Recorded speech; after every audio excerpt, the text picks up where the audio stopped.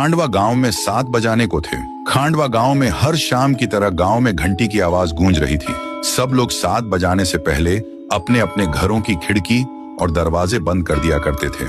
हर आम आदमी से लेकर श्रीमंत लोग भी बंद कर दिया करते। उसी गांव में राणा सा और उसका बेटा देव दोनों एक घर में रहते थे।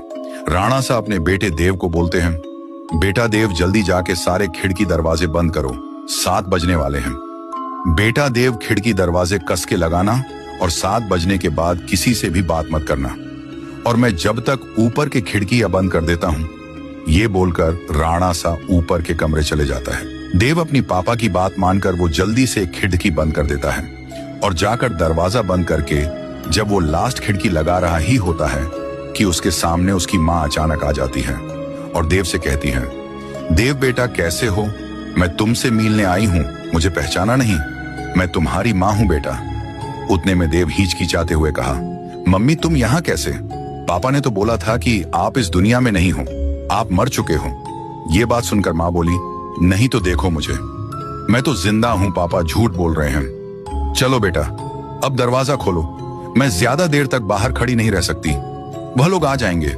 फिर देव बोला, हाँ हाँ मम्मी मैं अभी दरवाजा खोलता हूँ। ये कहकर देव ने जाके दरवाजा खोल दिया। दरवाजा खुलने के बाद मम्मी अंदर आने लगी। दूसरी तरफ राणा सा नीचे आ गया।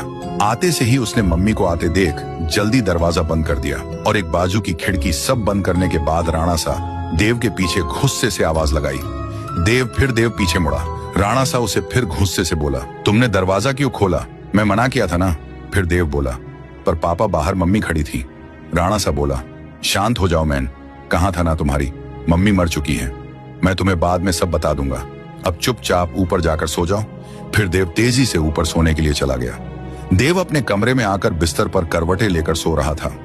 देव को अपनी माँ की याद सताती गई। उसके मन में कई सवाल घूम रहे थे और जब सुबह हुई तो राणा सा देव को लेकर कहीं तो ले जाने लगा। वो देव को लेकर गांव के रास्ते पर लेके आया और देव को बोला, देखो बेटा ये वही रास्ता है जहां पर तुम्हारी मम्मी मरी थी।